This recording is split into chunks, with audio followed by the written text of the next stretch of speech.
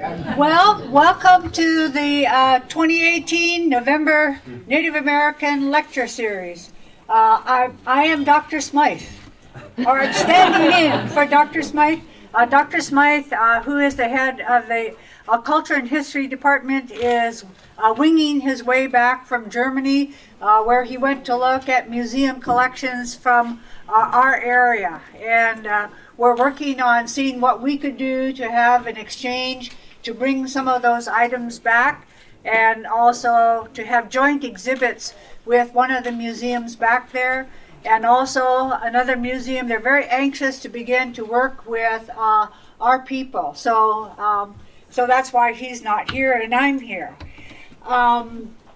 We like to have our celebrate and honor Native American Month through a lecture series. And what we like are to have both traditional and academic scholars talking about our history and culture. But today what we thought we would do is to start it off with some of our own traditional stories. In Tlingit culture, as well as in Haida and Tsimshian, we all know that stories are owned by clans. Stories are considered property. They are the ownership. They are considered as owned by clans. And there are strict rules governing the telling of stories. And so today we are very honored to have the Kaagwaantaan migration stories that the Kaagwaantaan have authorized one of their a child and a grandchild of their plan to tell. But I just wanted to introduce that the whole concept that stories are owned like names, they're owned by clans. And we have with us today a number of Kaagwaantaan. We have Paul White from Gooch from the Wolf House, Paul White. We have Timothy Lindoff from the Cookit, and Edwina White from the Cookit or Box House. We also have with us Dr. Tom Thornton from the Cookit or the Box House. And we have with us Nels Lawson from the Keetit. And then I see we also have 3 Kaagwaantaan ladies that I'd like them to stand. Our Kaagwaantaan ladies, 3 ladies. Her mother was very active in our community, and we're so happy to see that her daughters are carrying on in her way. But if I may, I'd like to first call on Paul White to say a few words from the Kaagwaantaan.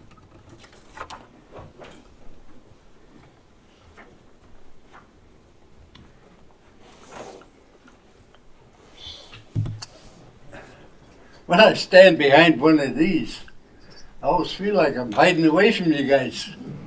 So if you don't mind, I'll stand up beside it. You know, going through this, talking about, or have somebody talk about your clan, I've rolled it around in my head for quite a while.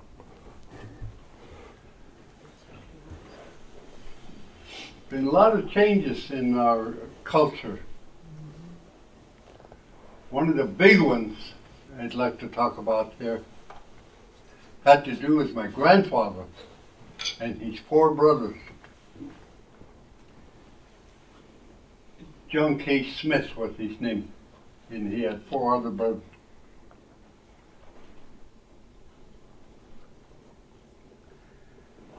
When they were younger in Huna, they caught an icht. You can ask anybody what that is. They caught an icht. In our culture, they kept that icht in a building. And they had a big rope. Some of you see some people dancing with those big ropes. That was what they had on that icht. That icht, every day they take it out for exercise or something.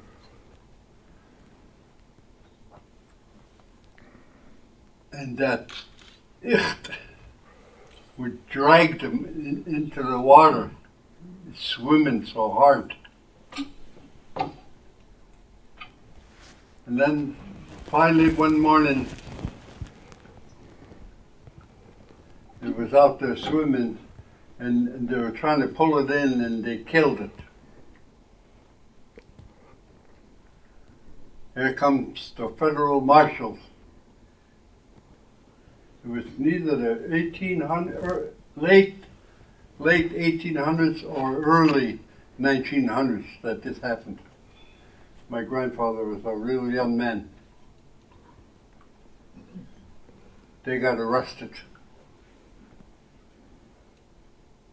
sent to McNeil Island. Does anybody know where it's at? McNeil Island?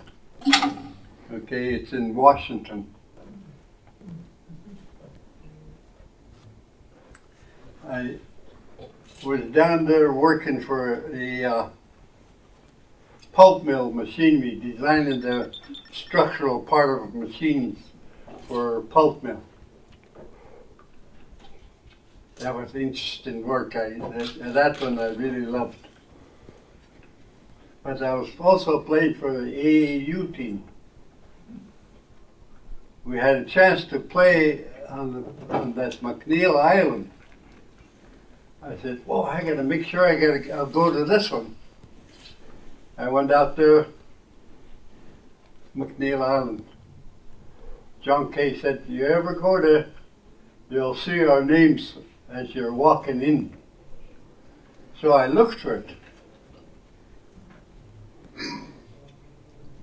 and I found it. Him and his 4 other brothers were listed.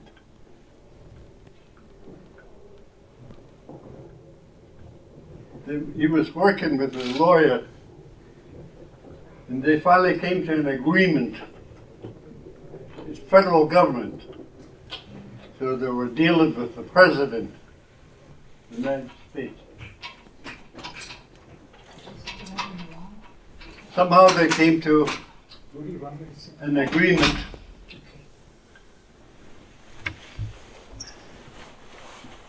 They got pardoned by the President Coolidge.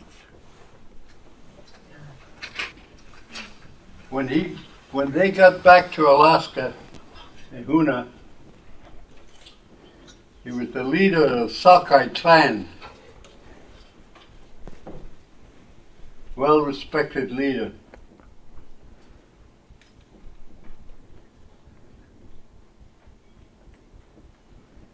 He told them, "We as a people, as much as we don't like it, are going to have to change.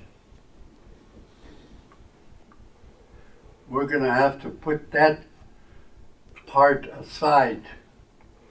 That part he was talking about was the treatment of these ichts.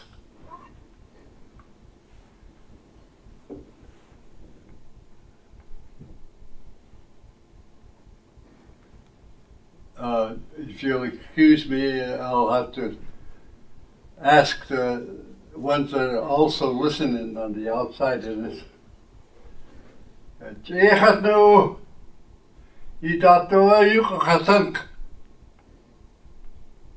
I'm asking for forgiveness to be talking to the people that were related to this icht.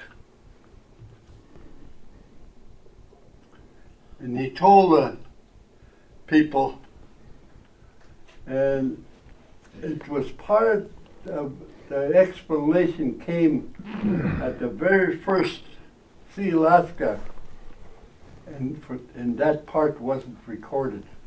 Angoon people was the one I was talking about, one of Donald's relatives.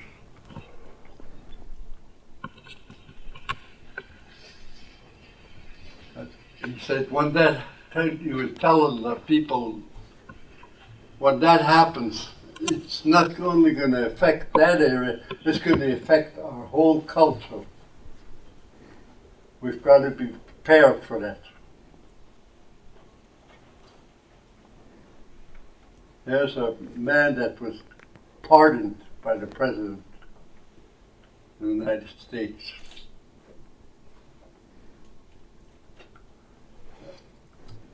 Our culture didn't turn inside out.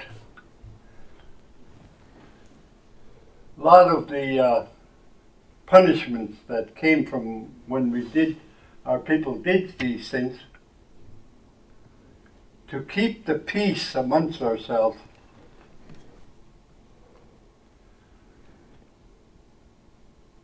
the offending clan, to keep the peace, would send a young person from that clan house to the one that's offended. My grandmother's name was Déisheetaan case.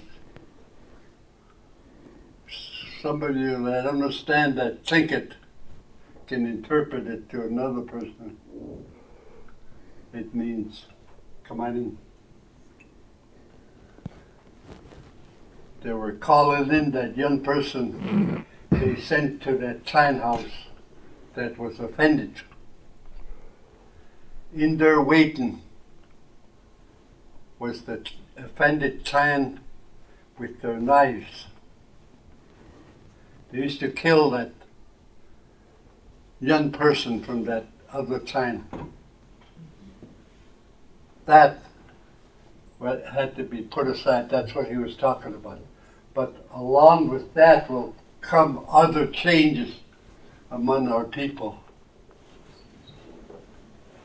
That old person from Angoon, why, he explained it good.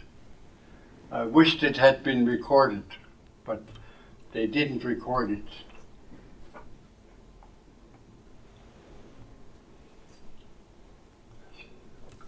That we arrive at that now, where we're going to be talking about. And it was brought up that usually a person gets hired from the opposite clan or the grandson to do this, to talk about. Like, for example, my clan. That person then gets paid. Once that's over with, and I'm sure my brother Ralph here will explain it further, but that is how we've arrived now at where we're at.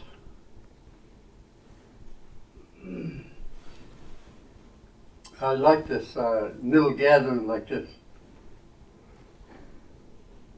Eventually, maybe we'll as we go along, maybe the feedback from each other will bring some things out.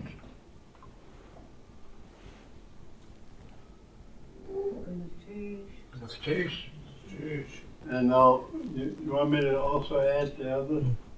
Or can I wait on that? Okay. Okay, that's basically what I wanted to. Maybe my brother Ralph can add some more to that. How we. What's that? Nels, I'm sorry. Yeah.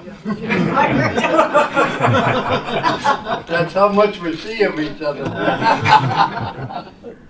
Okay. Good cheese.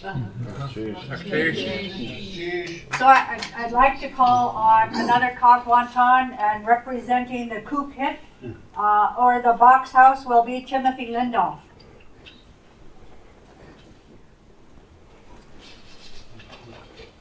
Cheese.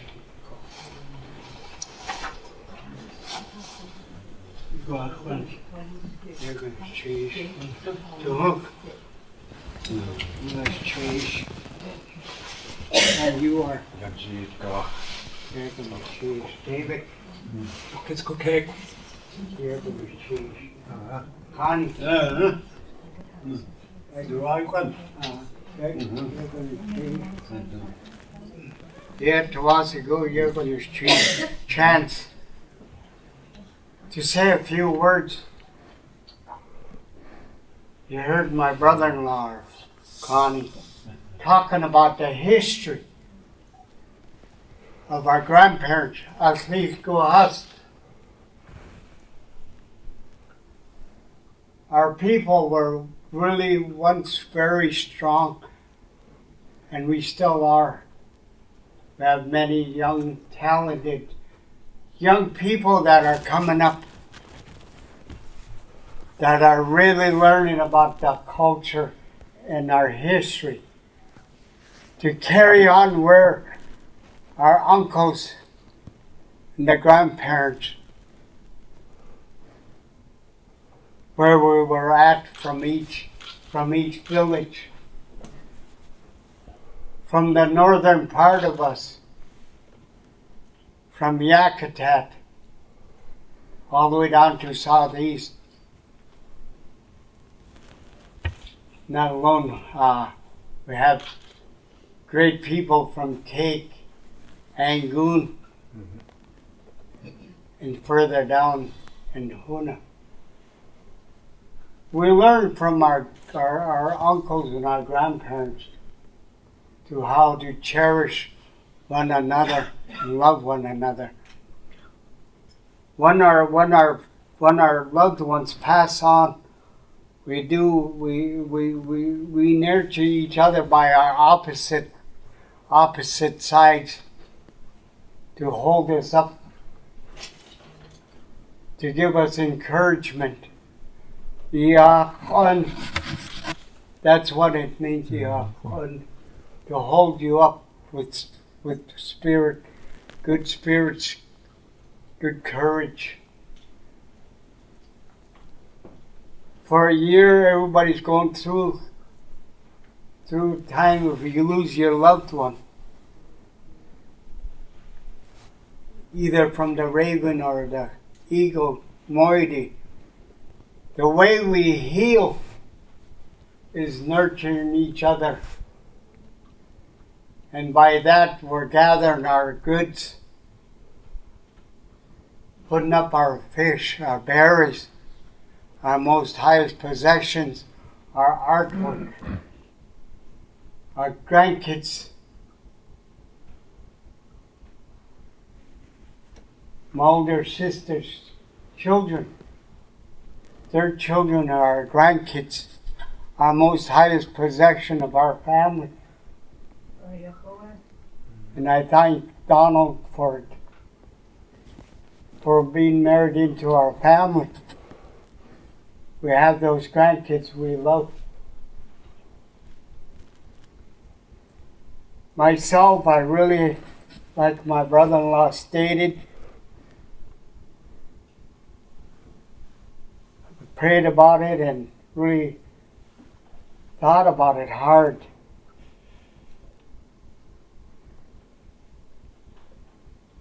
You hear our uncles from opposite sides and our uncles treat each one of us and our loved ones and our opposites with kindness, loving each other. I'd like to say thank you to each one of you.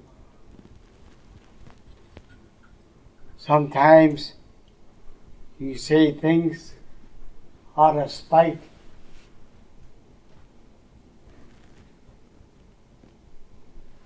But you try to catch yourself from what your uncles have taught you, your grandparents. Be careful how you choose your words, because you can hurt somebody by saying and even your body language. So, to hear our lectures today, I'm not going to take a whole lot of time. By hearing our lectures today about our heritage, our history, from each one of us, the Tlingit, Haida, Shimshian, and some of the Aleuts that walked among our people for years, that brought down, not by their choice, the Aleuts, They lived among the Tlingit people.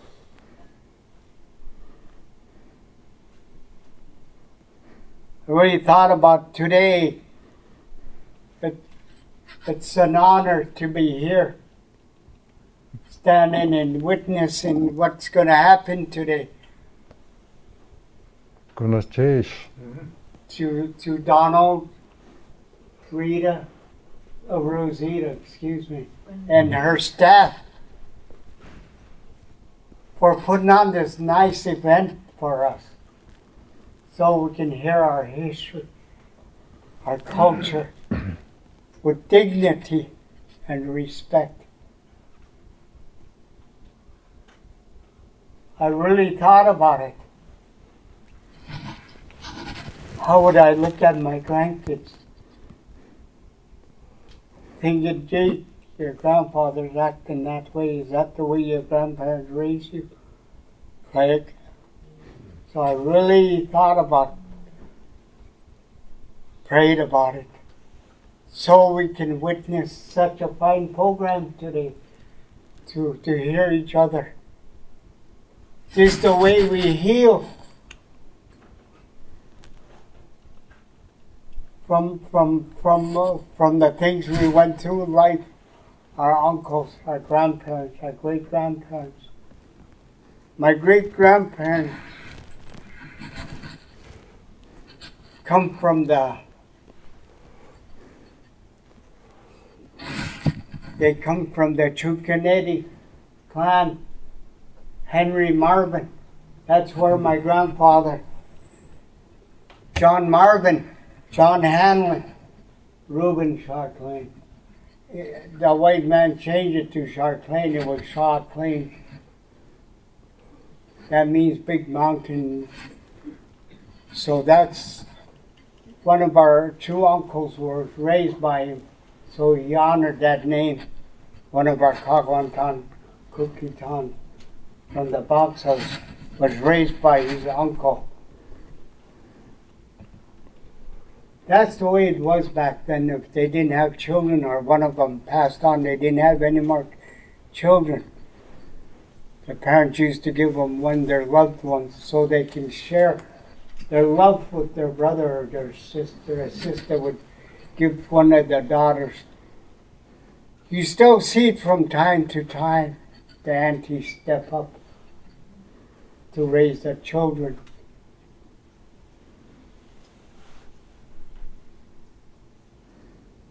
I want to say thank you to my uncle, John Martin, for coming in to be here with us today. He knows a lot about our culture. And Donald, I'd like to say thank you, witnessing and being here for us. And Uncle Harold Martin, these are my father's tribe from the Deisheetaan side. And the rest of you for being here today, taking your precious time out to be here to witness what we're doing. I want to say Kanosh Cheese, Dave. Johunk, Kanosh Cheese. I want to say thank you, Kanosh Cheese. You know, it's an honor to be here today. When I say Kanosh Cheese, ho, Donald, please forgive me. All right. Cheese.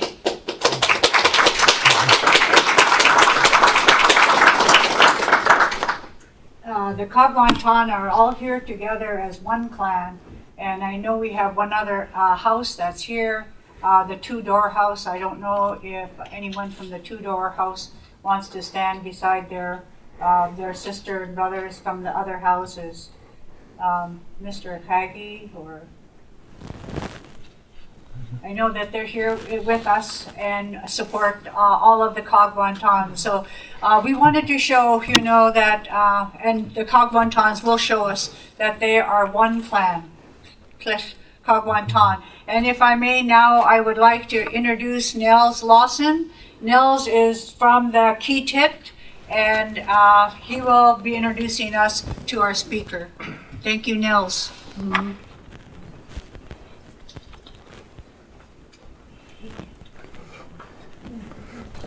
Sonny boy, so good to see you.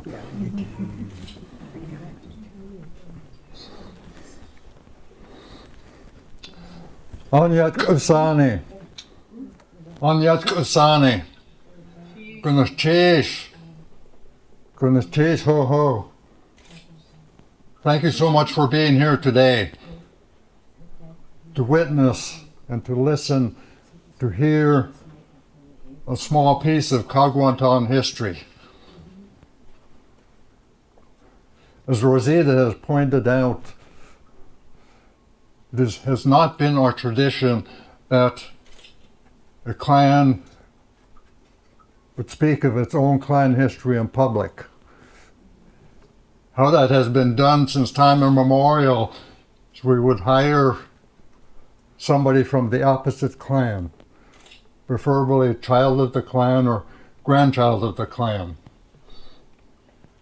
When I began this journey to celebration and talked to the Sitka Kaagwaantaans, they agreed that we needed to do this. We recognized that our history was not being carried on to our children and grandchildren and the generations to come. So we used celebration to spark some interest, hoping to spark some interest in our children and grandchildren. And that's what we are doing today. This is for our children and our grandchildren. We have also asked that our son, Ukiskukate, help us out at this time. Ukiskukate, Haku.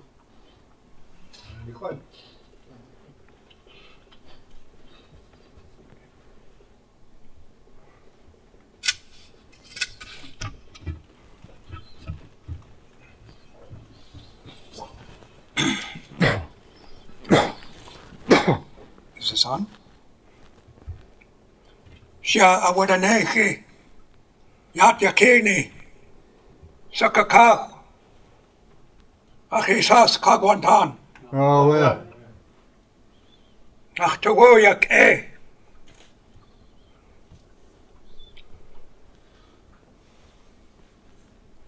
Yatsi yakawe ikhet kwasi achi tundatani, ade yati ye.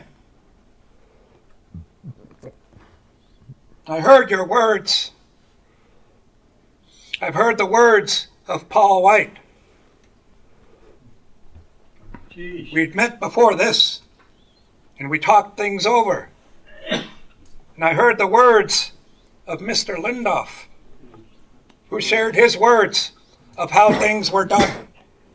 And of course, the words of Nels Lawson Sr.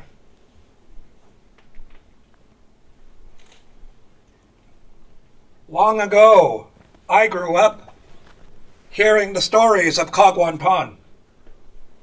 My grandmother, Naomi Kanosh, Kanateen, came from Chukpudehit, the Eagle Nest House. I would listen to these stories, and I listened to Patty Paul Sr. tell the stories of Kaagwaantaan. And of course, my father, William Kanosh, Déix X.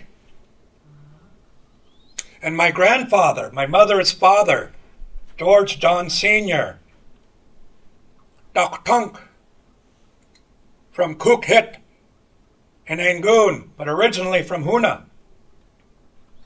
They told a lot of these stories. I would sit and listen to them. Then in 1985, I was summoned up at a function, at a big to-do. And I was wondering what was going on. And I got up and they said, "We need you to tell this part of the story. You're good at it. We'll pay you the money, but when it's done, that's it. You're fired." And so I told the story, and they paid me for that, and that was it. I was no longer allowed to tell it. But I had a misstep. I told something that I shouldn't have at that time. I tried telling it again behind their back. And then I was banished for 2 years from any function. My own grandfather banished me, so to speak. I had to pay that money back. Times have changed, and that's how we do things. And so today, I was hired again, so to speak, by Kaagwaantaan to bring honor to my father's people, because some of these stories have not been heard for a while. And that's the background I wish to put there. I'm not used to a podium.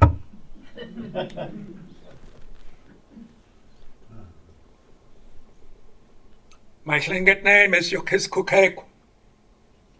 I am Deisheetaan, Steenhit, child of Kaagwaantaan, grandchild of Kaagwaantaan.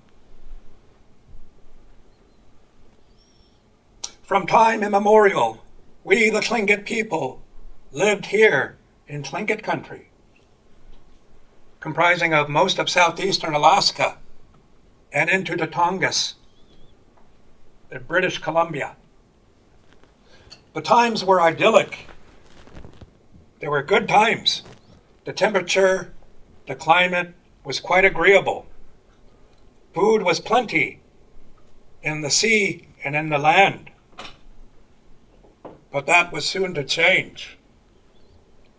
The elders at that time saw it coming.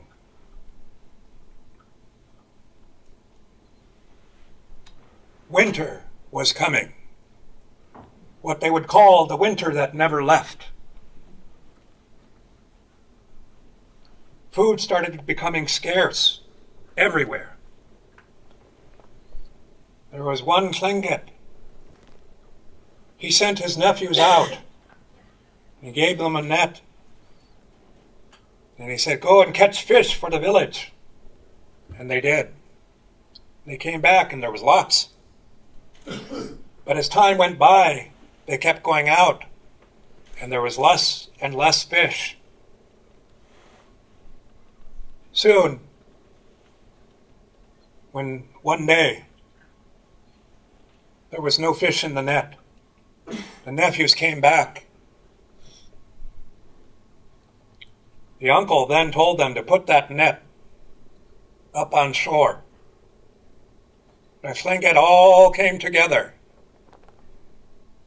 They had to make the hardest decision of their life. They were going to have to migrate if they were to survive. They were going to have to leave Tlingit Ani, the land of their ancestors. They came together in agreement on this and started to do so. They were making the preparations. There were those, though, who knew their time was drawing near. They knew they would not be able to make the journey. And so they said that they were going to stay behind. The Tlingit people were very sad to hear this. Our elders are our library. They carry the knowledge of everything that we are. But they realized this had to be.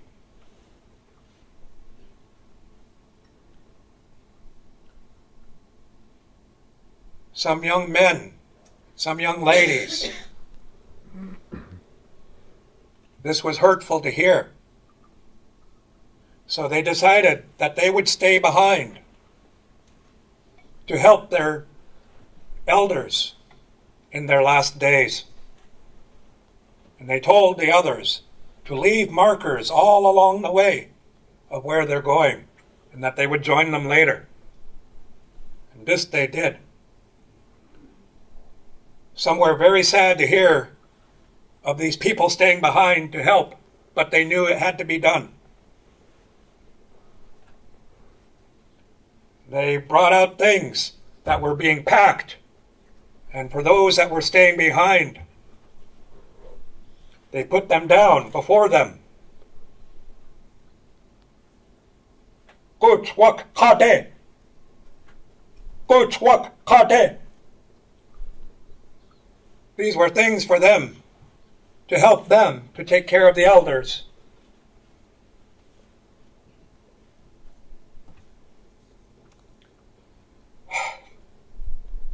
Eagle Kaagwaantaan. Eagle Kaagwaantaan. And so they did. All along the way, the Tlingit were leaving markers of where villages were.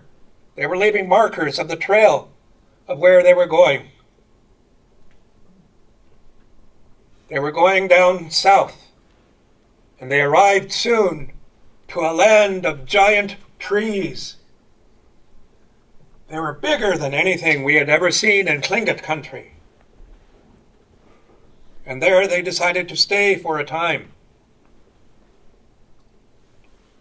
Ooch met up with others who had stayed behind. Time passed, and the last of the elders who had stayed behind were gone.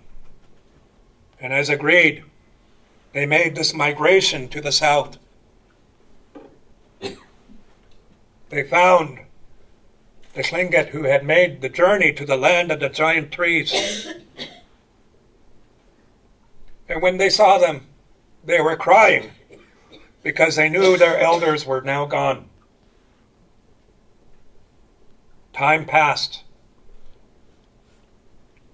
Days turned into weeks, months, years, decades, centuries, millennia. But the Tlingit never gave up hope of returning one day to the land of their ancestors, to Tlingit.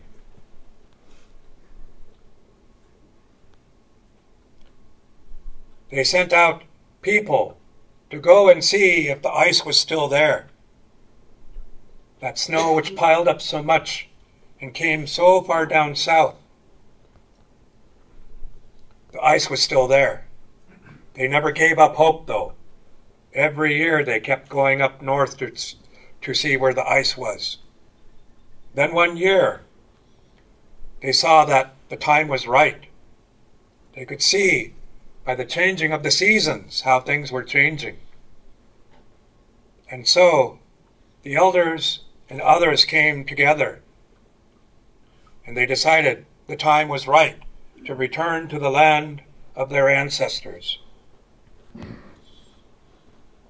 They chopped down those giant trees. They made big canoes out of them. And they started their journey north. They found the markers all along the way. And they followed the alder trees. Thus they became, this group that started migrating north became known as Deisheetaan. Soon they arrived in an area that's not far from present-day Prince Rupert and Seattle. There the Tlingit set up village for a time. The young ladies would go out and pick up the Déisheetaan. I think they call it the wild celery or the Indian celery. And among them was a young lady dressed in a white buckskin. She was arranged to marry somebody, a man of prominence. They were out there picking up the Déisheetaan. And then while she was going along, she slipped and fell in some bear poo. She got angry. Oh, she started calling the bear every name in the book. Legend tells us the bear heard and took offense. While they were out picking out the Déisheetaan, her bundle fell off her back. She had to bend down and pick everything up again and put it together and put it on her back. But everybody in the village came together to help her out. And they did continue on their way. But while they were walking, again her bundle fell off her back. And she looked down in frustration. And everybody came together again. But then she said, "No. Go on ahead. We're not far from the village. I'll pick it up and I'll join you. I'll be there in a few minutes." And so they left. While she was picking up her bundle, a young man approached, saw her, and there she was. She looked up and saw him. This young man looked like the one she's supposed to marry, so she let him help her. They picked up the things and started walking along the way. And they walked, and they walked, and they walked. She started getting suspicious because she knew it shouldn't have been taking that long to get back to the village. But she didn't know what else to do. And then the young man led her into this den, said, "We'll stay here for tonight, and tomorrow we'll go again in the morning." And that's when she realized it was the bear. That young lady stayed with that bear for a whole year. The brothers never gave up hope, though. She had some brothers. They never gave up hope of her being alive, because when they went out, they could see her tracks alongside the bear. So they always looked for her. One day, they were getting close. But the bear saw it. You could see the glistening of their eyes, of their spears. And whenever they got close, or at least they thought they did, the bear was able to avoid being hit. But one of them was a very young boy, the youngest of the brothers. He was able to get closer than anybody else. He walked right up to the den. He had a dog with him, and that dog started barking when they got to the den. The bear got angry. He was getting ready to storm out. And the young woman, she said, "Don't hurt him. That he's your brother-in-law." She was the woman who married the bear, so they were now in-laws of his. The bear relented, went out and looked and sized the boy up, and he hit the dog and threw it into the den. The woman then sat down on the dog, hiding it. And the bear sized up the boy, thought he's not a threat, so he started returning to the den. When the bear got in there, he looked around and said, "Where is that dog I threw in here?" The woman looked at him and said, "You didn't throw any dog in here. You threw your glove." She picked up a glove and threw it at him. They got into a big argument over that. They started arguing big time, but the bear never raised a paw to her. The bear never killed her. As much as they argued and bickered, he never raised a paw. And he stormed off to go cool down. And the woman then got up and ran outside to talk to her youngest brother and said, "Go tell Mother to get some new clothes for me." And so the young boy went back to the village. The next day, all the brothers, and along with some of the other villagers, were coming on up. They were going to take back their sister. The bear saw this, and he got angry. He started taking down weapons from the wall and getting ready to meet them. And the woman said, "Don't hurt any of them. These people, they are your in-laws." The bear looked down. He put the things back up, and he walked outside. He didn't charge. And the brothers came and they killed the bear without incident. The woman came out. She looked down at this bear who had taken care of her for that year. That bear whom she had grown to love.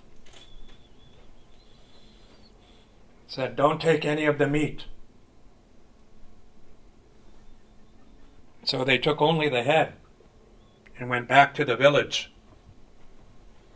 Later on, these people became known as the Brown Bear family, the Brown Bear people. And the place where this had happened, they called Hoots Inlet. And even in the Chinook jargon today, you can still hear Hoots. From there, the Tlingit then moved on. They came to an island and set up camp. And among them was a man who decided to go out and hunt deer.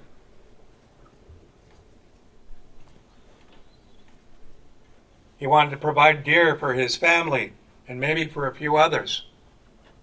While he was out hunting, he saw this wolf out in the distance. He thought the wolf was going to attack him.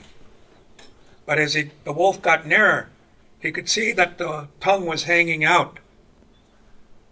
And then as the wolf got even closer, he could see that there was a bone stuck in between its teeth, and it punctured the lip. So the tongue was hanging out, probably trying to fight off an infection and a fever. The hunter said, "If you don't harm me, I will remove that bone." The wolf came down gently and opened his mouth wide, and the hunter removed it. And then the hunter said, "Now tell me the secrets of hunting deer." But the wolf didn't do anything. He ran away. Later on that night, the hunter was setting up camp. He built the fire. He was getting ready for bed. But then he saw that wolf again. And the wolf came running down. And then when he got by the fire, he stood up like a man. He started showing that hunter the secrets of how to use the deer call. You can believe that hunter didn't let out any secrets of how he got that deer. I don't know if there are any hunters in here, but you want to keep your good stuff to you. And then he became quite good at hunting deer. He was able to provide not only for his family, but also for the entire village. That wolf was no ordinary wolf. There was a young lady in that village who got sick. And that wolf came up, that same wolf, and he licked the wound of this young lady, licked it clean, and she became well. From this came a name, Ayeshli, saliva mouth, one you can still hear today, one being used by the Déisheetaan people. And that young hunter, he built a house pole with the panting wolf, one of the first emblems to be used by the Tlingit people in the migration north.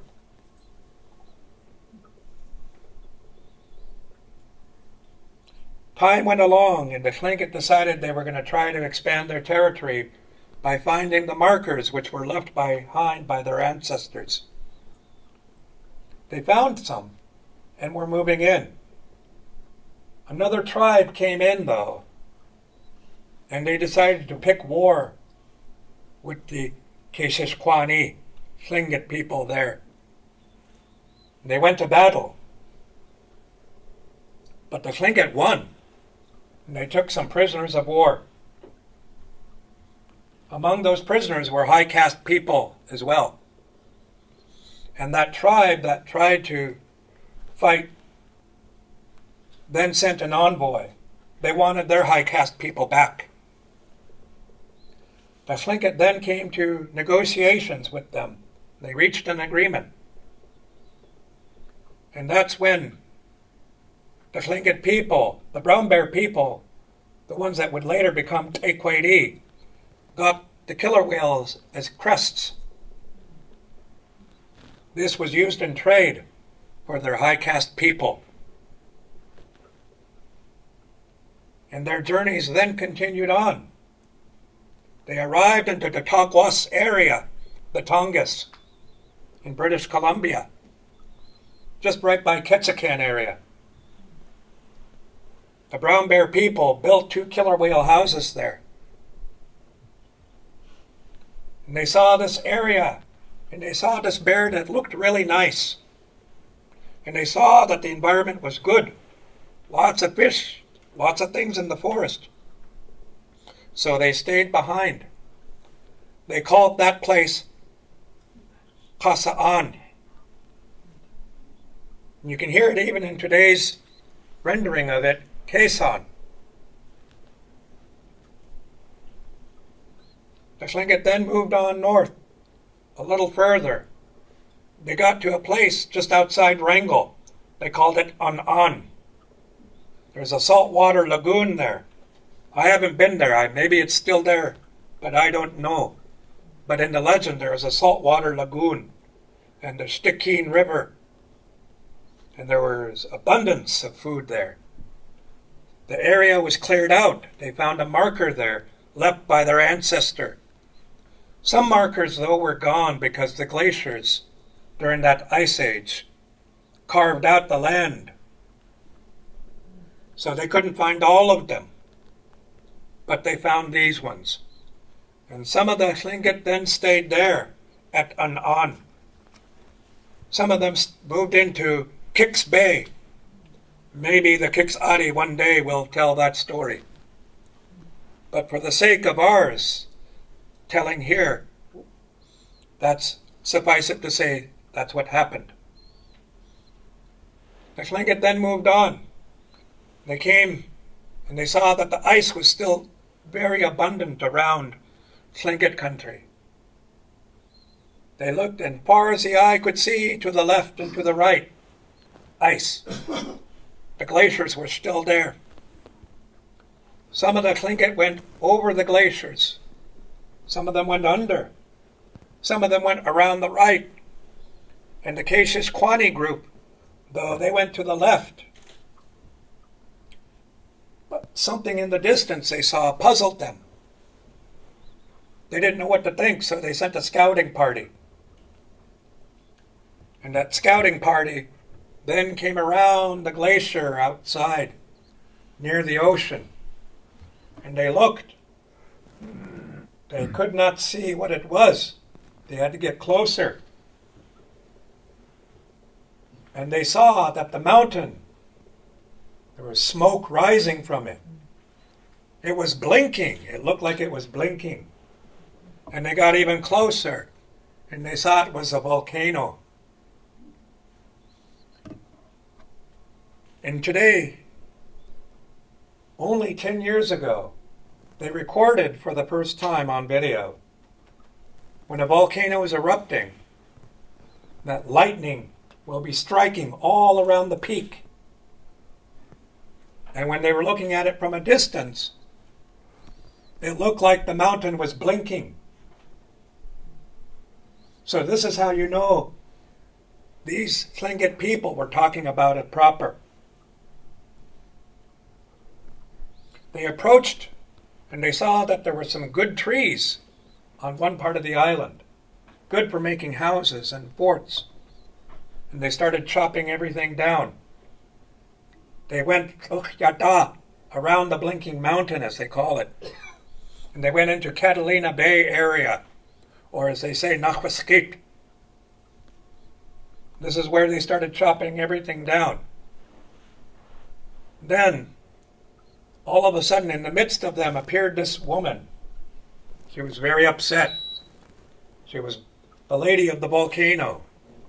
She wanted to know why they were destroying her island. But she saw the jewelry of the ladies. It was really pretty to her. She then looked and asked for gifts like these, for anything that they took from her island. The Tlingit agreed to this. And even into living memory, when a Tlingit went into Cruzoff Island to take something, they would leave a gift of something made of abalone or even silver,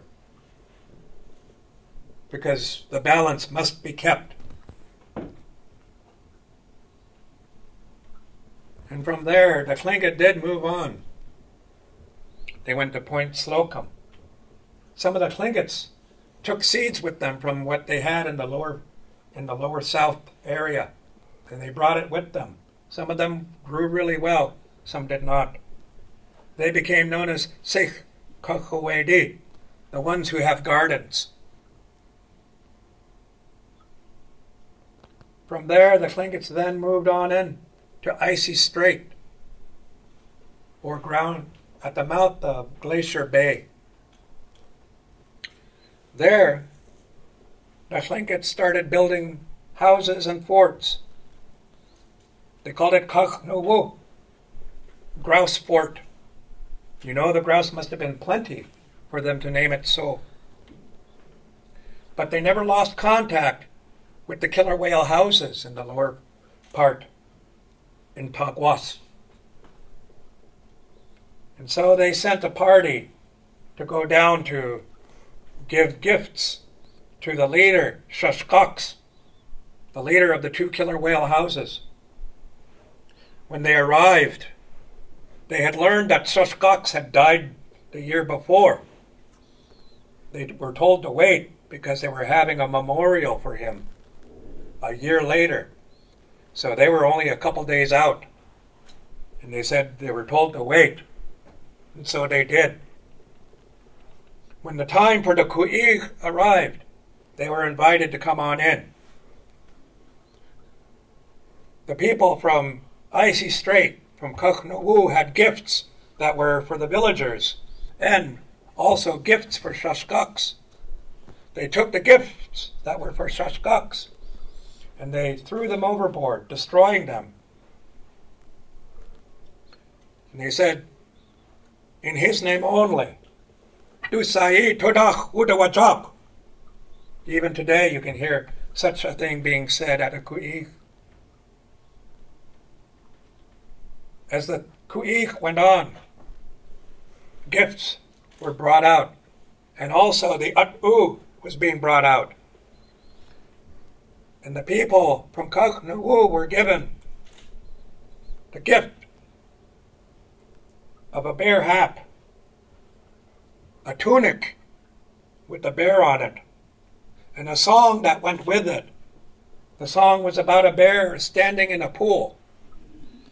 So the Tlingit then returned on up to Icy Strait, to Kaguantaan, and they built there then a house, and they called it Ishkanach Wudigudi Chutsit.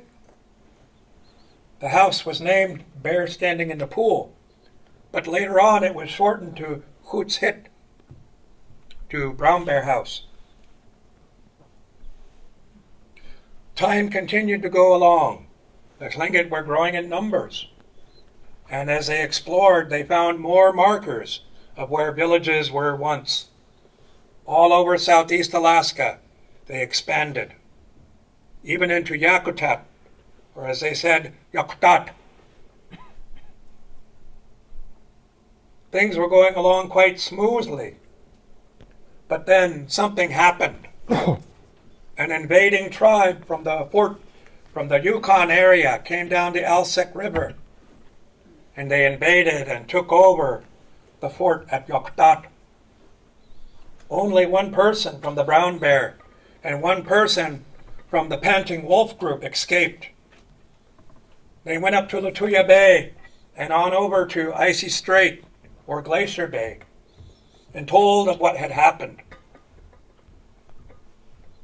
The leader there then sent out word to all Tlingitani, calling for all the warriors to come to Icy Strait, because they were going to set up a strategy to take back Yakutat. Springtime came. The warriors were all together. Then they went down to Yakutat. There they met the invading tribe in hand-to-hand combat. Knives. clubs, spears. It was a vicious battle, but they were able to beat that tribe badly. They took the worst of it. And then the invaders went into the fort. One man saw what was going on. He knew they didn't have many more numbers coming, but he wanted to give them that impression more people were coming. So he said, this is what we're going to do. You're going to build the fires dotting all around the fort. You're going to make it like we have even more numbers coming. So they did. The invaders got very nervous, and in the middle of the night, they abandoned the fort. The Tlingit then went on in. They found it abandoned, except for one little old lady. She was sitting there. She was afraid for her life. She thought they were going to kill her or torture her. She said, I'm not of any use to you, but if you spare my life, I'll give you something of value. The Tlingit agreed to this.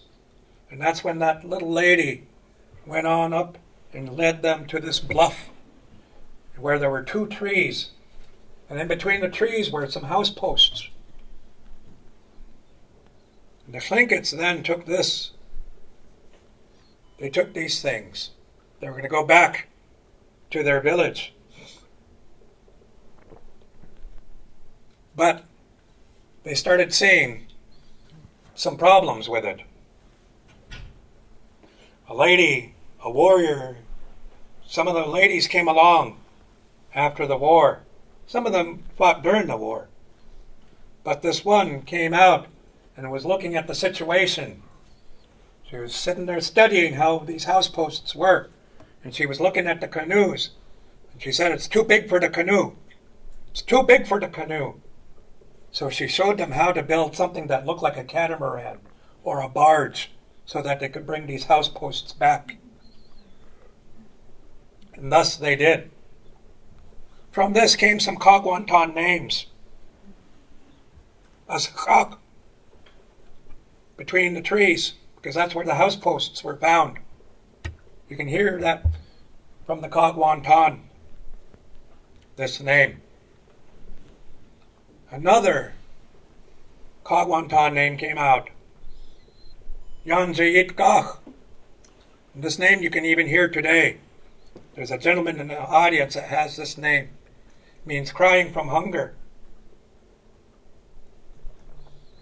And there's another one, a woman's name, because of the woman who kept telling them it's too big for the canoe, but then showed everybody how to build the barges to bring it back. Kunach Kuge, too big for the canoe. It's not talking about her waist size. And another name came out for the man who led the battle at Yoktat, Khan, a quarreling man. These are the names that came from that incident. And thus, the Tlingit were able to continue on. They negotiated peace with the invaders. And that little old lady went back to her people. And that opened up a new trade route. The Tlingit continued to find markers down into Dry Bay, down into other areas. And they started building a new house. The young people, they were making the smudge fires to help work the wood. They worked all through the morning. They didn't have breakfast. But when lunchtime came around, they decided they were going to take a break. And so they put out the smudge fires, for the most part. One little ember was still burning, and that's all it took. And the fire spread all throughout again, and it scorched all of the wood. The people were able to put out the fire, and they looked at the wood. They just polished it up, smoothed it out, and they built that house with that wood. When that house was dedicated, they called it Kaagwaantaan, the burnt wood house.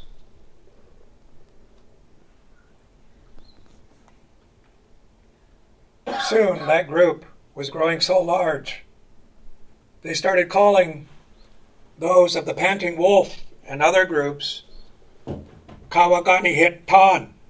And as you know, it became later Kaagwaantaan. They continued to build their houses wherever they were going. And then they started building one house. And everything on that house was so perfect, so smooth.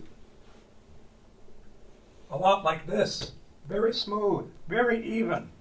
So that when people were approaching the village, they said, "It looks like a box." That looks like a box. So when the house was dedicated, they called it Kukhit, the box house. A couple of other box houses would come later, but perhaps that's another story for another time. From Icy Strait, some young men went out. They came to an area where they saw eagles in so many numbers up in the trees. And they saw eagles on the beaches, on the rivers. And those young men became very desiring to take some eagle feathers for themselves. So they covered themselves with blueberry juice.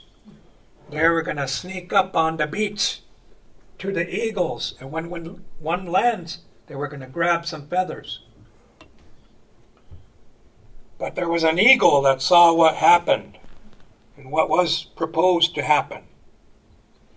And while they were laying in wait, an eagle flew down and hit one right on the head. The talons piercing into the brain, killing him instantly. The other hunter was able to go back to his village, and he told his uncle there what had happened. The uncle was upset. Nobody wants to lose a loved one, especially those who are younger than us. The eagles brought back the one they had killed. They brought back that hunter and landed before the house of the uncle. The uncle heard what happened. They heard the eagles coming. He came out. He looked down at his nephew.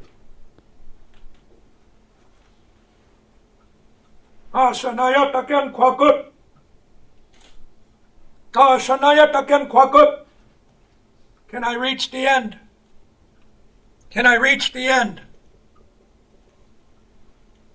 He looked up at the eagles and started talking to them like a person talks to people. He looked at them, said, "Because of what has happened here, you will be used in trade. What has happened here cannot be undone." The eagles heard him. They came to that agreement, and they flew off. This is when the Kaagwaantaan people started using the eagle as a crest. But when they built the house, they painted the crest that was inside the house, and it looked like an eagle was perched and looking out, so that it became known as Kukhit, looking house. Sometime later, the Kaagwaantaan people were out. They were out in a canoe, lots of them. A big storm came and sunk the canoes. The Kaagwaantans were able to get back onto an island that was nearby. But there were so few trees on this island, they couldn't make a boat. There was definitely no food to be had on this island. And then they looked up. They were wondering what was going to happen next. And then, all of a sudden, eagles, so many eagles, started flying around. They're circling above where the Kaagwaantaan were. The in-laws of the Kaagwaantaan remembered what had happened. They remembered how Kutis hit came about. They remembered that the eagles were going to be used in trade for what had happened to the nephew. And so they came to the agreement they're going to send a party to go see what the eagles were doing and circling around. And they saw the Kaagwaantaan. And that's how the eagles kept their side of the bargain, rescuing the Kaagwaantaan that way by signaling where they were. Kutis Hit was the progenitor of what would later become Hit, the Eagle Nest House. There, not far from Fjord Arm, there was an entire village. They got hit by diseases which they'd never saw before, and it wiped out most of the village. People were dying so quickly, they did not have time to bury their loved ones. Our rites, which we have for when somebody passes on, very important even today. They couldn't do it because everybody was dying so quickly, so weak. One young lady from there, she would peek out sometimes from the house, and she could see a person from time to time walking into the forest. They didn't have any time for a burial, and nobody was left to bury them, so they just walked into the forest. This is one of examples of where the expression "askotute wokut," he or she has walked into the forest, came from. That young lady saw so many of her family gone. Along with the old lady, her grandmother, they watched everybody in that village die. That young lady, though, when the time came along, there was nobody left in the village except those two. They went out. And while she was on one of her walks, she came across this tree. She saw up high an eagle nest. She crawled up there and she looked in. She saw some eggs. She got excited and told her grandma about it. The grandma told her not to touch them. You try telling kids not to touch something. They'll do it that much more. I know I did. But then she kept going back and saw that they hatched. And she took those two eaglets. She took them home, raised them as her own. Sanigugahet was how she was referred to. Later on, she became known as Chakla. She raised those eaglets like her own. And when those eagles grew to maturity, they brought back fish. They brought back lots of things for her and her grandmother to eat.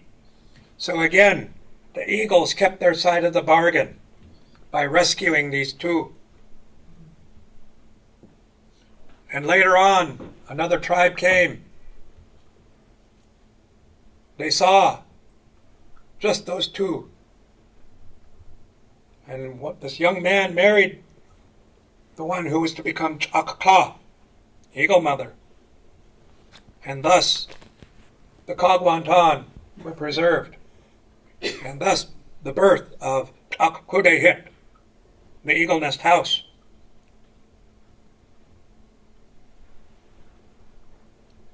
These were the stories that were handed down one generation to the next. Paddy Paul told these stories. Many of you may remember him. Naomi Kanosh, my father's mother, Kanatin, she was a clan mother to Sitka Kaagwaantaan, told this. Bill Brady told this. Herman Kitka Kusatan from the Big Box House told this. William Kanosh Chakudehit told this. Nels Lawson Sr., who is here today, told this. Déix Kaagwaantaan. No way. These were the stories that were handed down. Few tell the stories anymore. So the Kaagwaantaan of Sitka, Nels Lawson Sr., William Kanosh, Harvey Kitka, Charlie Daniels of the Multiplying Wolf House, and also, of course, Kawagani Shah. I forgot her English name. Marie Guthrie told the story as well. Before celebration, those people in Sitka, the Sitka Kaagwaantaan, asked me to do this for celebration. I hesitated, but I then agreed to it. And like in times past, I was hired to do so. But once the story was done being told, no more. If I told it again, it would be a crime against the clan. So from here, I end the story. This is your story, Kaagwaantaan. It is here. I leave it with you. Grandchild.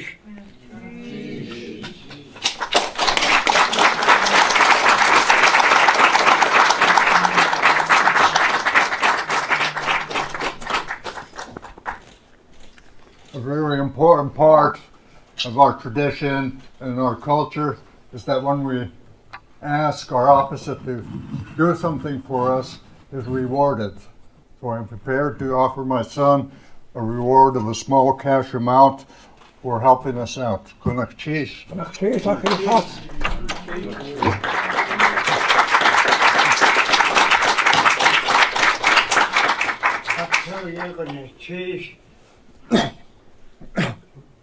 Want to say cheese, Uncle here, Uncle Harold. They're old enough to hear, to recognize the story. You know, want to say goodness cheese today for being hired by our family in Sitka. We come from the box house in Sitka. I'd like to say, David, and our chief for revealing our story. And our token, we're going to feed you. They're goodness cheese. They're goodness cheese. So, I want to say goodness cheese to Rosita, Donald, and the family. You are our family. You witnessed what happened today. To hear a story, goodness cheese. Goodness cheese. Oh. Grandchild.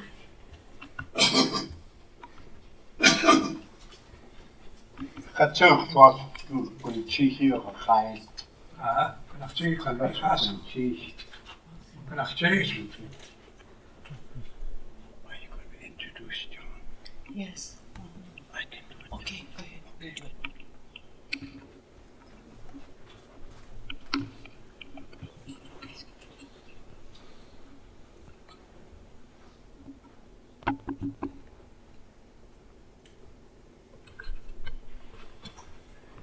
Next speaker is Kaagwaantaan Yeti. His dad's name was Jimmy Martin. His name was Suda Khan. Huge name. At Toyat's party, my brother, that name was given to me. For some of you who are familiar with our culture, when that name was given to me, that is the biggest honor I can't say enough about it. And at this time, our next speaker, John Martin. Uncle.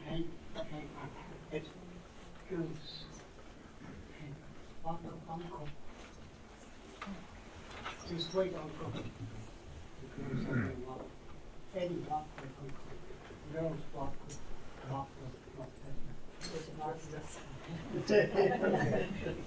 Surrounded by in my shop. Am I gonna go for it? Yeah. What's going on? You want me to stay here or what? No, they want me up there. I just wanted the girls. Who's the chief now? That's the one that's These girls are the chiefs. These wanted the girls. That's the proper way. You want the chair right there? Yeah. Okay. Get a chair. No, At the they got it. Thank you. Understand Harold Martin is here? Harold, come on up, buddy. Before I begin, I just want to say that Kaagwaantaan tu ek yate yaka chikiti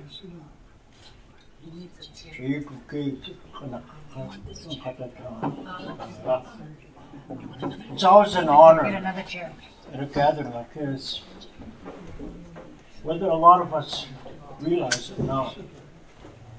The speakers are getting few. And it's always an honor to be invited and acknowledged. And thank you to my ancestors that escorted me up here. And if we had an agenda, it would have been a lot easier to follow.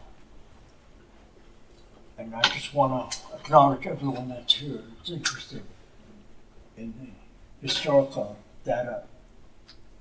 And acknowledge each and every Kaagwaantaan that are here. And especially the man that's carrying the Kaagwaantaan name from my uncle, Deisheetaan, Herman Kitka. And I want to acknowledge Tom Thornton, Déix X. And today I want to acknowledge George Dalton, my dad's half-brother. They had same mother, different father. And these two men were appointed the two leaders from Kaagwaantaan to be in charge with Kaguantan. There's a misunderstanding. A non-speaker interpreted Kaguantan, and you call it Grossford. And no disrespect, it's Kaguantan. Kag is talking about the edge of the water, the sandy beach. Where you notice that the pebbles on the beach, when the waves are, especially when the tide is coming in, you see the waves like a shallow water, it starts breaking a little bit. And this is my father's story. My father was Jimmy Martin, Tlingit Kaagwaantaan, and Sealaska, peacemaker. He is the only leader that had the killer whale hat. And Nakane, that was here, Raven, talking about the Kaagwaantaan history, small portions of the history. I, as a Raven, Deisheetaan, It saddens me today that the speakers are gone. But whatever little comment, one or two comments in Tlingit, how appropriate that is. Hata kushao.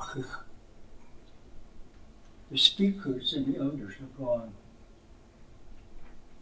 I can only speak for the Ravens. We only have 2 clan leaders. One was from Yakata. His name is Bob Paul from the Moon House, Washington Kwan.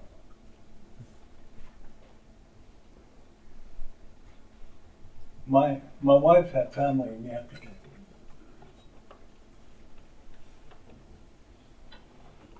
And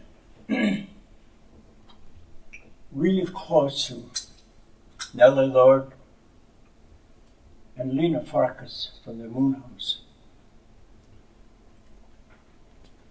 She lost all her brothers.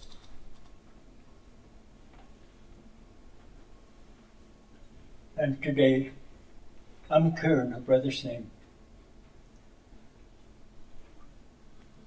And Bob and I have been comparing notes about the migration and the stories that are appropriate to different clans. And I'm not here to talk about clans. I'm here to talk from a perspective of Kaagwaantaan. That's why I want Harold visible. He's my brother. His dad,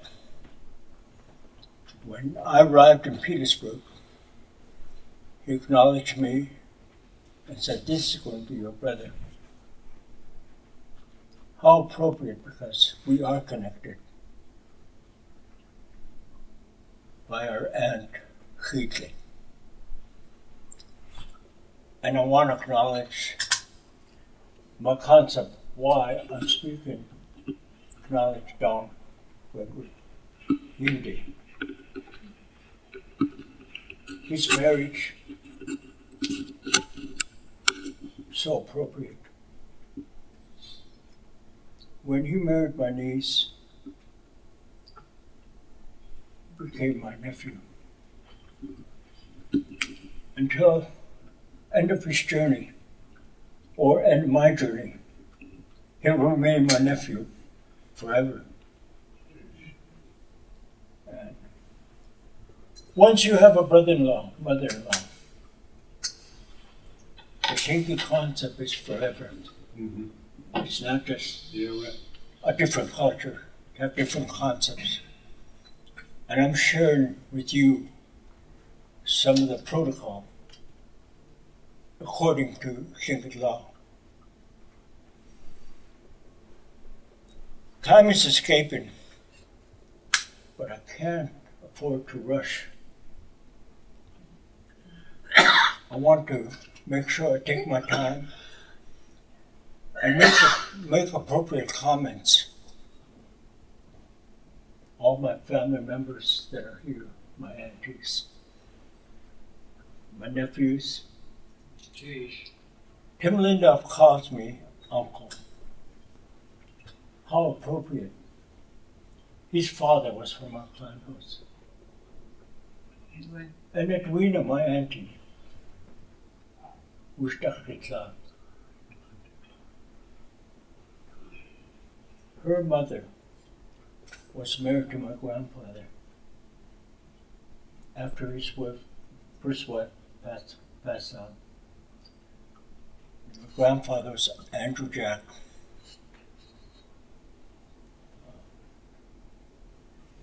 And so I always never fail to acknowledge. If I'm in a room and don't acknowledge, shame on me. And Paul White, as he spoke, Paul White is from my father's house. Wolf House, same as Patty Paul. And Matilda Gamble and Carl Greenwald Jr. And most important, my dad's uncle, Otto Linda. When my dad first got married, he gave him an octagon barrel 25-20, and that little rifle shot a lot of deer. We grew up in hard times of our history. And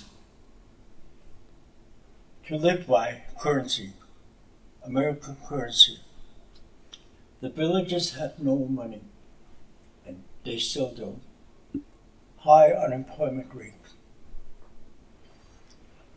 And we learned to survive. My dad, my mother, my aunties, my grandmothers. So I want to share just a little part of my history. I really have no right to be here, walking in the door on a Kaagwaantaan meeting. Primarily, that's the reason why I cleared the air and say, thank you for acknowledging me.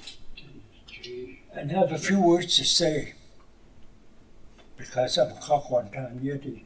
I'm a child of a Kaagwaantaan. And I'm proud to say, it's not bragging, but historically, my dad held the highest honor of being the highest clan leader ever in Kaagwaantaan history. He was the owner of the killer whale hat, Deisheetaan Yeti. That's the highest honor that's bestowed on a clan leader. But I don't go around jumping around and say, you know who I am? I live my life according to where I'm at historically, in protocol, and in Tlingit history. If I acted any different, I don't want to dishonor my father's people. Whether they come from a two-door house, Kaguantan ahead, a burned house. And there are numerous Kaagwaantaan houses. Kaagwaantaan has historically the largest gathering and unity among the Kaagwaantaan. I'm trying to fill the gap, nephew. Your words, the honorable.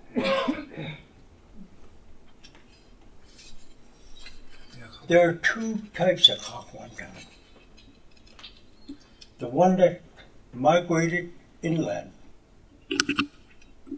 And my words is to honor my father's people. I'm not trying to correct anyone. I can only substantiate and add to the honor of the words that were shared with you today. The first killer whale, sea-going canoe, was built south of Ketchikan. That means it was Canada. There were ocean-going canoes. And why did they come on the Gulf side? Back when they first started to travel, the icebergs were so huge. It was enormous.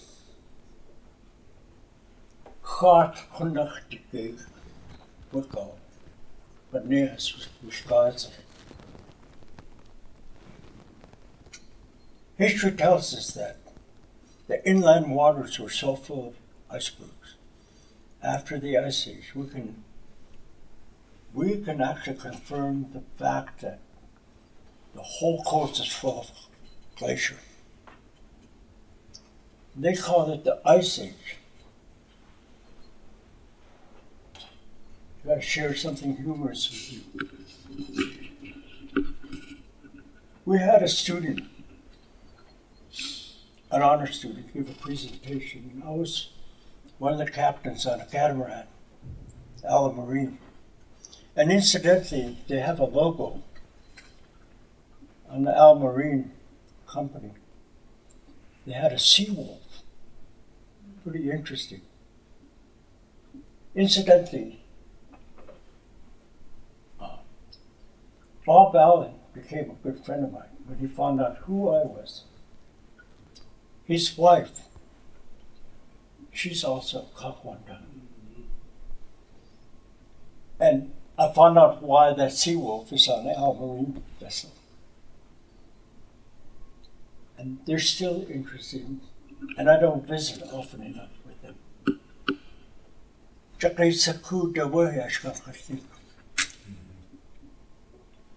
Betty Allen is also related to Jack Lucky. And Jack Lucky's wife is my wife's auntie. So one day,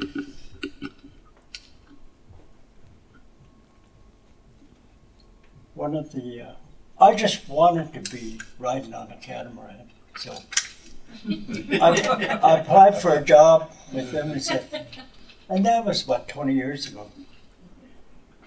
And the boss man became a good friend of mine, John Dunlap. He asked me, he says, aren't you a little old to be applying for a job like this? I said, if you're worried about that, I can drop down on the ground and give you 100. Of course, I was teasing. But I could do probably more than 10 push-ups. But I laughed to myself, I was stretching. 3 days later, I got a call. John, you're invited to the in-service. I said, it's okay, over the phone, I said, it's okay to call you boss now? He said, just show up for the in-service. But in a great 7 summers, I worked with Al Marine. And it's time to do something different. But it's really interesting. I was also an interpreter on a catamaran. One day, the first session of the in-service, they were having a tough time tying knots so they can drive the boat. And it's called bowling on a bike. Has a lot to do with where you put the line around the tree and then you cross over the line and then you put it through a loop and down the bunny hole. And they couldn't get it. So I just wanted to be one of the guys. So they were going to call it quits. So I said, is it okay if I can help? By all means, said okay. So I tied the bone on the bike. And I tied it fast so they would mimic me. And one of the captains said, the senior captain said, you know, next thing he wants to do is probably become a captain. Well, that winter I studied. And I got my 110 license. But it's been a great experience. Getting on to my comments is,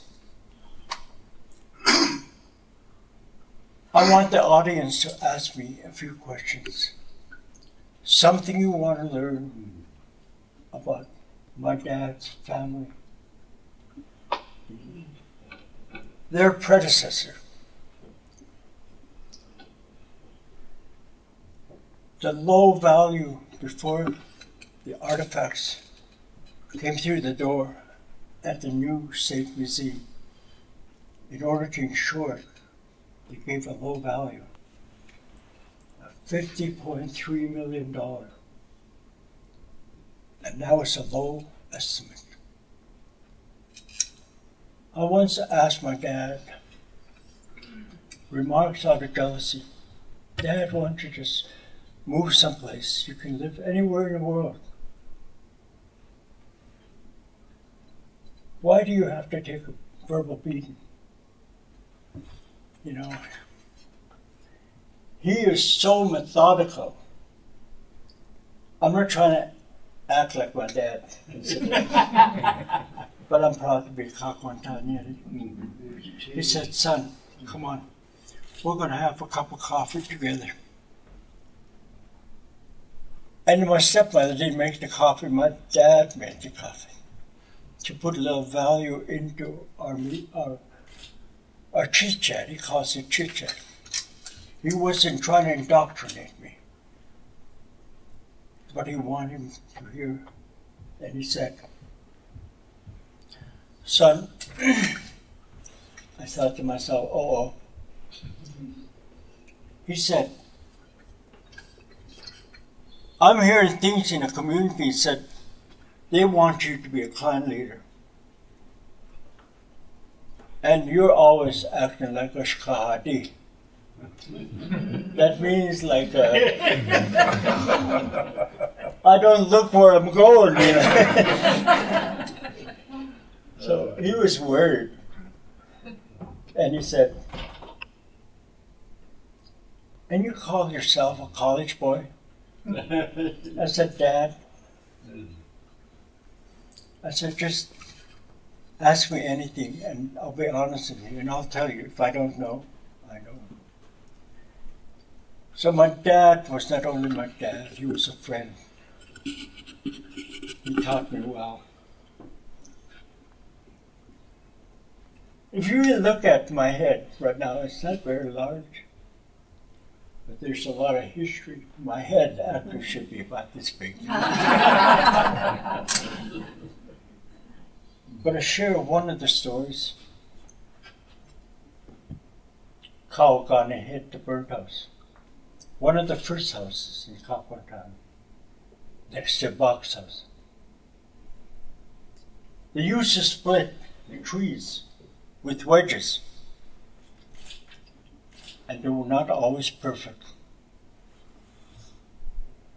The sidings were about that thick, almost a foot wide. There were a lot of splinters because they were splitting the wood because the growth of the tree isn't always true. So some of them had twists in the lumber. But the splinters were huge and there were many. So what they did is they heated the iron and they ran it over the splinters. It was burning the splinters off the lumber and put it together. And the first birdhouse was named after that process, burning the splinters out. These are not my words, my dad's words. He said, be okay. That's why they call it the birdhouse. All the lumber on the tribal houses burnt, all the splinters. At the time it was built, it was almost magical. They were way ahead of their time. You Kaagwaantaan. And Paul knows a little bit of math. He agrees with me.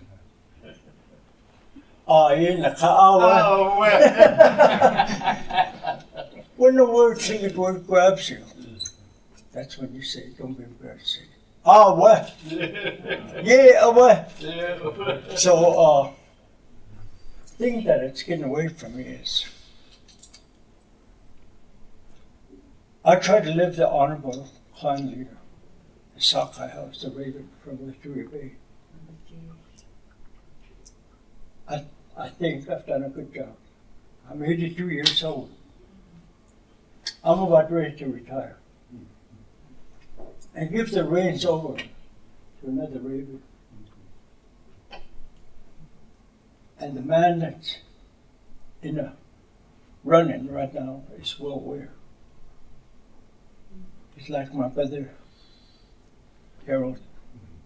Will Weir grew up in Cape, which reminds me, my grandpa from Cape, Terrence Jackson, and Dr. Sobel. He loved to listen to Tlingit from this young man. I was still young then when we met. Walter would call me over, especially during home medicine. So he loved to tell stories. I didn't want to tell authentic stories to him. What I did is some humor stories that I heard in English. I turned it around, interpret, and tell him the humor story. But he loved the northern saltwater Tlingit words, the way it is pronounced. So, what I'm trying to say to the audience is that we have a lot of migrants coming into the Tlingit, northern saltwater Tlingit speaking people. It's my own way of surviving when I listen to different dialogue. It's just my interest, Auntie, or granddaughter, Rosita. All the Shangukadis are my grandchildren, like the Shangukadi. And the Kohos, they're my grandchildren. When I started this, John, you're not that old, how can they be your grandchildren? And I got a job in Glacier Bay. And my wife is a speaker. I was wondering why the park rangers were, especially the ladies, they were giving me the eye roll.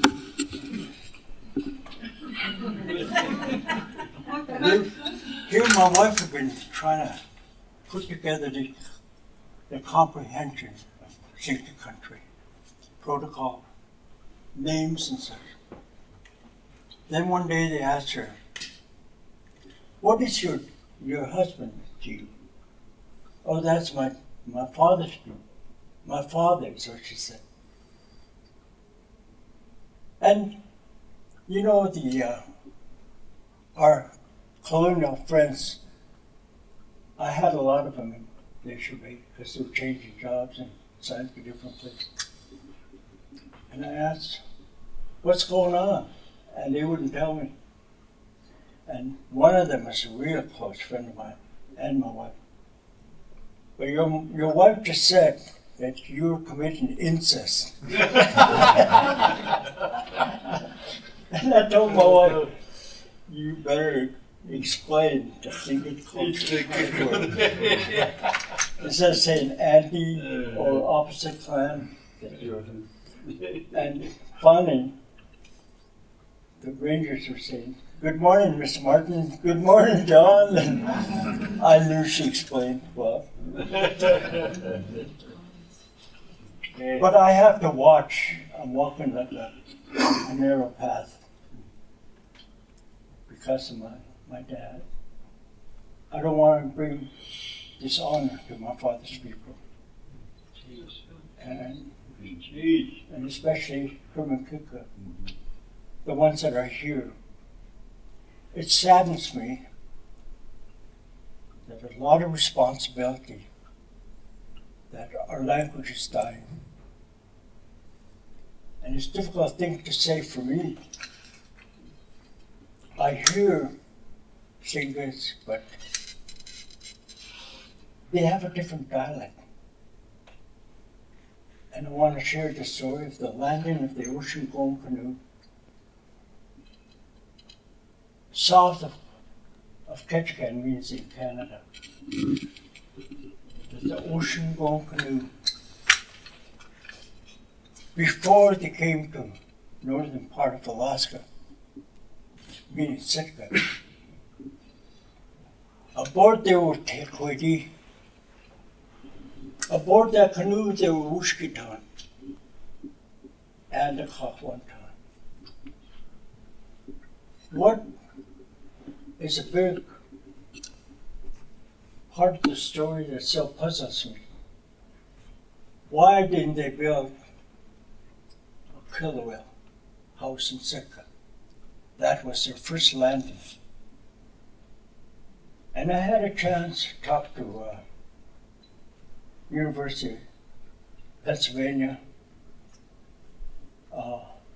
What do they call them, Rosita? The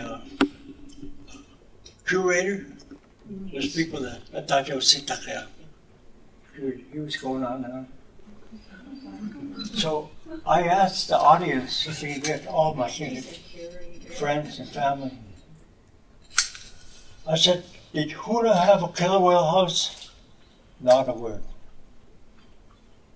But I knew they had a Wushkitan house, a shark. And the three main houses, shark, a wolf house, and Kaagwaantaan. So, why did we have killer whale artifacts dug up from Pitt Island? So I told them the story that I'm telling you today. When that ocean-going canoe landed in Sitka, they're the only early migrants that came to Sitka. We're talking about the Shah. And when they got off the canoe, the first house they built was box house. And then the Wushkitan. They didn't build it in Sitka, they built it in Snitsin Cove. Am I right, boss? And then the Wushkitan was built in Nangoon. But it puzzled me today that there was no killer whale house. But they acknowledge Herman Kika Kaagwaantaan and my dad on being the caretaker of the killer whale. He's the largest. I think Clarence Jackson understood he was Sakwiti, but he's a killer whale.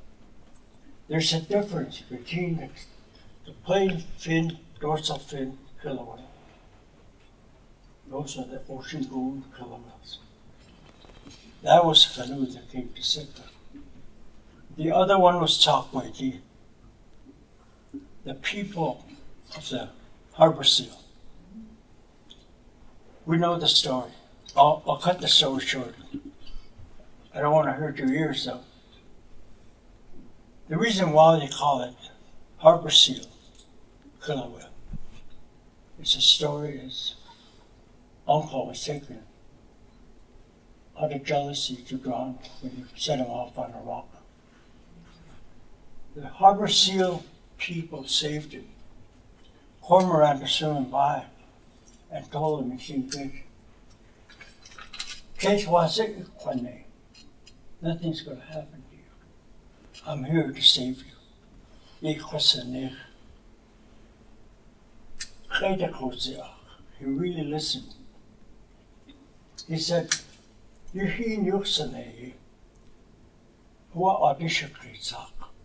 going to swirl surface of the water. It's almost if you want to live, put your head down in the middle of the swirl. And when he did, he saw people. There were people of the harbor seal. And they told him, we knew you were coming. So the rest of the story, that's why they're called Sakwiti. And the other one more minute? Okay. We'll try not to filibuster, okay? The other killer whales, I couldn't understand for a long time. How did they have killer whales in the interior of Canada? And they told me the story about the flood. There were two huge floods. And most of them inhabited Atlin. That's where moiety got their name, the killer whales. So now you know there are 3 killer whales. They're all connected to Kaagwaantaan. Tequidi, Ushkitan, Kaagwaantaan. I want to thank all the Kaagwaantaans that are here. And you have a huge history. Probably the largest clan. Fully unified. Your stories, your history, and again, thank you for letting me have a few words. Thank you, John.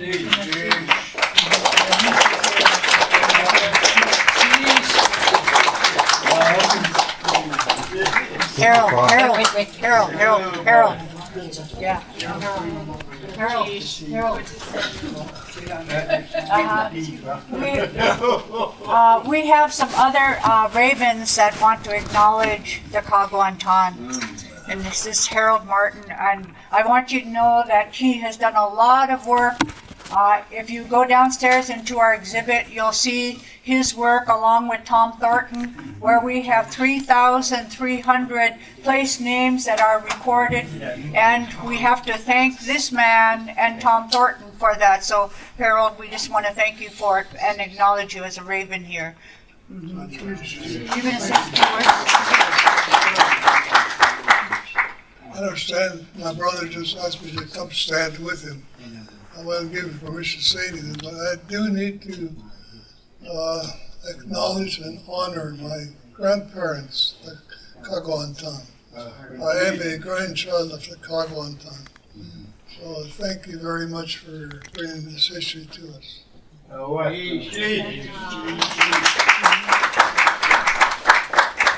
And I think Donald wanted to say a few words also as a raven.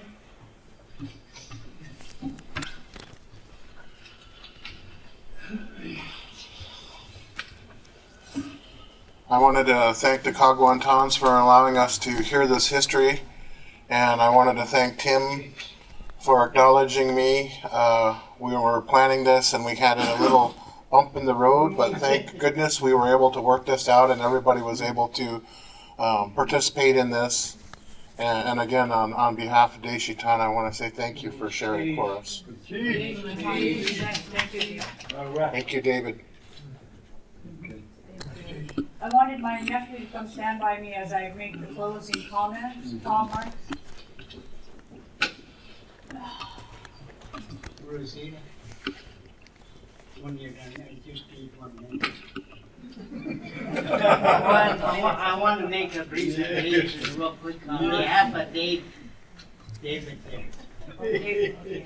You want to do it now? Yeah, real Before I quick. start this? Yeah, real quick. David Kanosh.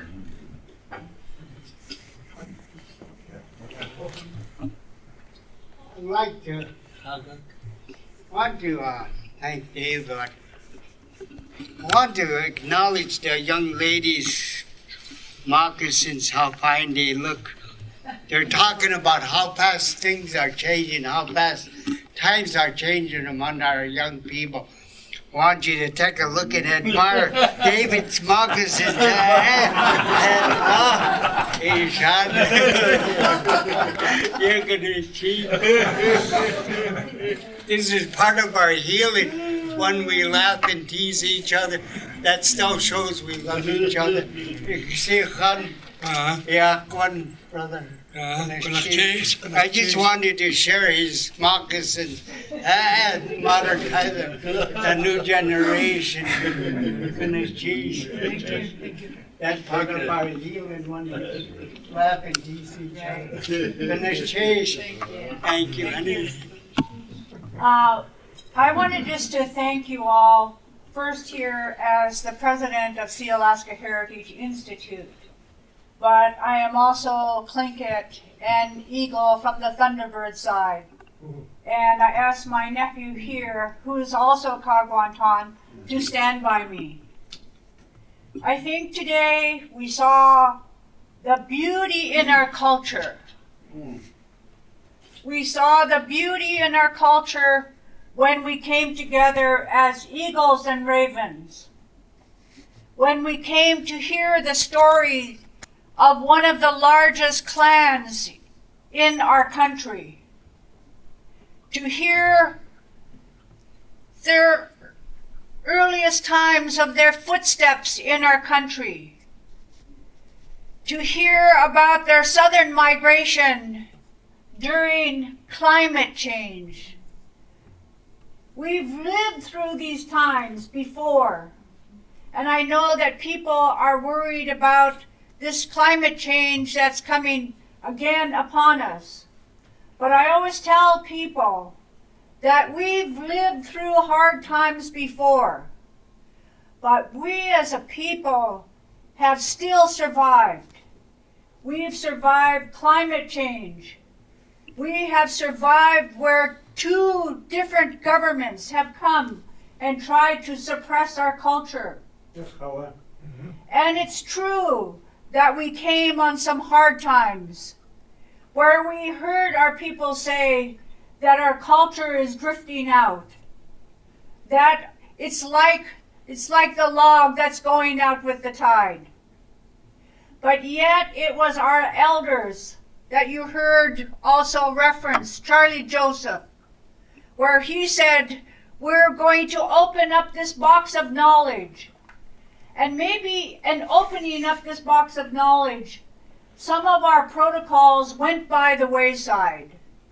And some of the understanding about our culture went by the wayside.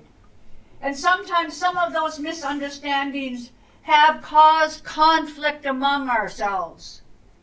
But I always tell our young people, we are not going to be overcome by these conflicts. And today I cannot tell you how proud I am that the Kaagwaantaan people came together from all of the different houses. They came and stood as one people, as one clan. And then they were acknowledged by the ravens, by the raven clans. And so the Kaagwaantaans, you have our greatest respect for all of the strength that you have shown, that even in the face of conflict, that you are still able to stand with such great pride. And then to have the ravens come and stand beside them.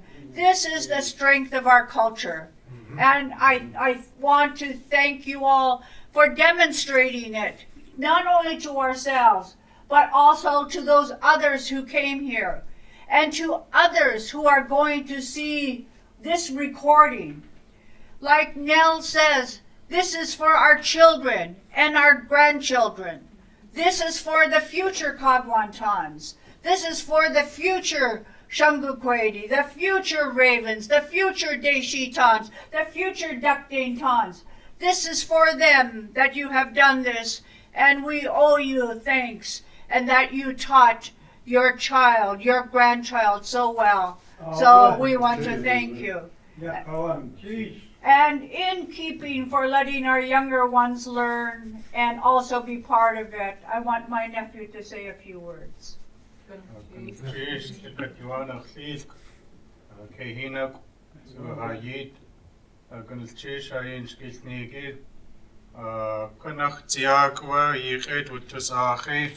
I tundetani adewuti ya kunach hadashu khikayai dat yuhayan wad Tlingit yuqatan ktsati kunach hadashu khik ayai dat waya hayis qauk chukutide has to achtnuch hasil ko hasas to yuqatangi kunach wa khatsu Octuye te Katsu, I date on the Tani Silk, John Quaya, Hakatu Aknuch, Ade has Kudziti, Hasilko has, Hasilko has in the Kanu Jin, Tlenach Schwudzene, Ya Nukt, Yewa Ashkatu to a tea, Ya Nukt. Tlingit Shanachwe good, we nukt. Tlechta Sadutin, Tilti khunki awa awool. You taknaksha awatsa. Adewu good way nukt. Jesu tlaso dutin. Aqawa chukut shanakhawa good. Atakhwa shayidehen dukhun khiwa awsatinen. Yewa hada tuati yaidat ya wushkanach wutu da adi. Wankanits Tlingit Schwutzene hada tuati. Chan kwaya ya meeting yak pochich. Kinde hai thishatnuch. Ishas atlit kohas. We do not feel this way anymore when we come together like this. So gunnus chish hayin ki nigi atlit kohas Deisheetaan. Duckdaintaan. Gunnus chish yichet with this ache yewa gunnus chish. Thank you. Well, I hope you enjoyed this lecture. I know we didn't have time to ask a lot of questions, and maybe you're going to have to come back and answer lots of questions. Thank you.